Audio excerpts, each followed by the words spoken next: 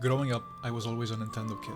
One of my earliest memories is my dad coming home from work with a GameCube and a couple of games. I wasn't allowed to play the console for very long, mind you. Mostly on account of my mom being scared of letting me play too much. But I treasured every single moment I had with that console. Booting up that goofy looking purple box and hearing that classic sound play, every run of Crazy Taxi, and every second of Melee Classic mode.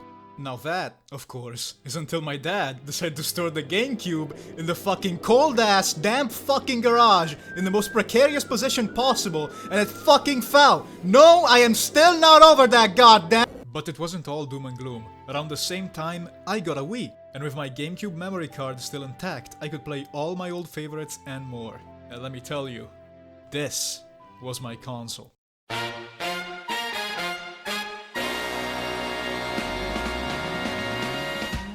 I loved my Wii. I have countless hours of great memories playing games like Mario Kart and Wii Sports with friends and family, or immersing myself in the worlds of Zelda, Animal Crossing and Pokemon. Everything about this console truly was engineered to just bring fun, goofy joy. The Miis, the pre-downloaded channels, the jingles and themes that played on every one of them. I used to spend hours just goofing around in these menus. What the hell was a 7-year-old doing on the news channel? I don't fucking know, but spinning the globe around was fun. I remember begging my parents to get me Wii point cards so I could buy whatever looked cool on the Wii Shop channel, or picking up the finest shovelware I could find at the bottom of the bargain bin. But of course, all good things must come to an end. And goddamn did they fuck this one up. The Wii U. Nintendo's greatest failure, bringer of misfortune, icon of famine, murderer of Star Fox, symbol of virginity. I got it with New Super Mario Bros. U. That's pretty good. In the years following the console's release, we entered what is regarded as the dark age of Nintendo. While there were definitely some standout games, the Wii U simply wasn't receiving any third-party or first-party love. Nintendo really gave up on this thing pretty quickly after their initial push, and mainly focused their efforts on the 3DS. And there I stood, on the front lines, still defending the console, and getting bullied for not having a PlayStation. So what does a kid, who doesn't have the money to buy a new console, and a computer too old to play new games do? You are a pirate! That's right, emulation, baby! Now mind you, I had already gotten into emulation before all this, mainly as a way to play old Pokemon games. But around the start of my middle school days is when I really began sinking my teeth into retro gaming.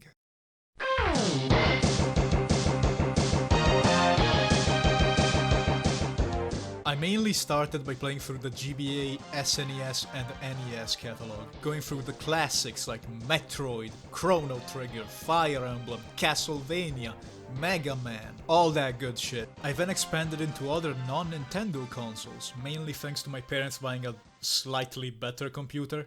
Expanding my video game taste past the little Nintendo kid bubble I'd grown up in. The PS1 and PS2 catalog in particular, truly sparking my love for JRPGs. AKA the games for motherfuckers who stack no paper and get no hose. Some of my fondest gaming memories come from this time. I will never forget running through the Mega Man X series for the first time, looking up all the secrets and being blown away by X3 letting me play as Zero. How much Cloud's dumb angst resonated with my lonely 12-year-old ass, or looking up how to get this damn bitch Potpourri to like me. Turns out you just have to give her weed. And whatever, Ellie's better anyway. These games truly helped shape my taste in gaming, and as the years passed it became a hobby, no, a damn near fixation. Scrolling through Emo Paradise, God rest its soul, and downloading every single ROM that looked interesting.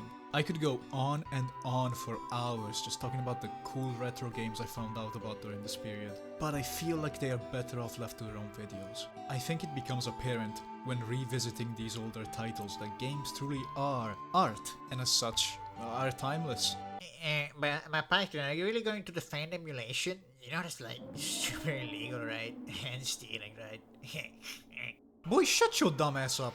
Now, for legal reasons, no, I am not defending emulation. I think that if possible, you should always buy the original games, or any re-releases / remakes of them that are put out by the respective rights holders. But holy shit, have you seen the price tag on Path of Radiance? Or some of the business practices and lazy ports these games get redistributed through? With bad official emulation to boot and no push from most companies to preserve their old products, official retro gaming as a whole just gets more complicated by the day. And I think that brings me to the main point of this video.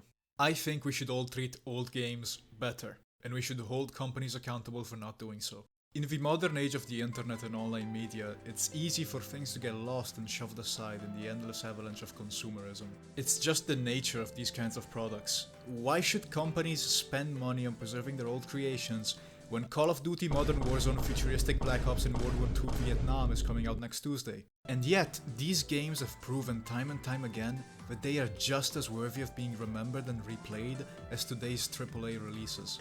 And that's just the big household retro games. There's hundreds of tiny indie gems, flash games, arcade boards, and other old video game media which doesn't deserve to just be forgotten. Now, I'm not going to sit here and ask everyone watching this video to become video game preservationists. That is not my intention. It is a difficult task preserving these things, one filled with mechanical and legal problems. But if movies and music and books and art can all have movements and corporations established for the explicit purpose of restoration and preservation, I simply do not see why we shouldn't do the same for games. Hidden among these old game libraries, there lies experiences and ideas that simply have not been replicated by modern game franchises, forgotten to the ever-marching, never-ending throttle of video game releases. I, for one, greatly appreciate when new games dust off and flesh out these old ideas, modernizing them for newer audiences, a trend which thankfully seems to be picking up some popularity in the indie game scene. But still, for every near replicant remaster, there is a Tales of Symphonia re-release. For every Mega Man X Legacy collection, there is a Mario All-Stars. Somewhere out there, there is a little kid like I was. Someone who wishes to further his understanding of video games and video game history. Or some dude looking to re-experience an old favorite game of his. And I'd like for these experiences to be preserved, so that years from now, they too can get their entire army slaughtered in Chapter 21. Or shit themselves at the melee character unlock screen. Seriously, that absolutely creeped me out as a kid. That and the weird polygon people in Multi-Man Melee. It's so weird going back and being like, oh yeah, one of my biggest fears as a child was Multi-Man Melee. But you know, like I can't be the only one, right? If you have any weird similar experiences to this with other games, like type it in the comments, I guess. I won't read them. So what can we do? Well, for the most part, just share the love for these titles. Show that there still are people interested in old video games. People who are willing to play them. We might not be able to save every single game ever made, but I think the least we could do is help slow down the bleeding. Help video game preservation in any way you can. And if you're someone who has always wanted to try retro gaming, or an hyper epic ultra gigachad alpha gamer that refuses to play anything that doesn't run at 12 gigafarts per nano shit and melts the eyes of God for sheer resolution, take a step back and just seek out an old console that you're interested in or played as a kid and work your way through its library, prioritizing whatever you find cool or interesting. I guarantee you will find something you like. So next time you're thinking about throwing away that old DS you have sitting around gathering dust, consider maybe selling it to someone who does care for it. Or cleaning it up, making a nice bed, tucking it in and kissing it goodnight. And for the love of God, don't fucking put it on the garage shelf! Hey everyone, thank you for watching the video. If you liked it, consider subscribing and leaving a like. As you can see, I'm not particularly popular. I plan on making a lot more content in the near future, so stick around to find out what that may be. Also, follow me on my other socials, Twitter, TikTok and Twitch, where I stream fairly regularly, about 4 times a week. I also have a VOD channel. Go check it out, all links will be in the description. I might also be planning to make a stream highlights channel. I don't really know what to do about that yet. Maybe I'll just upload them on this channel. I don't fucking know. Whatever. Thanks for following, wear your seatbelt, and watch out on the 7th of May 2028.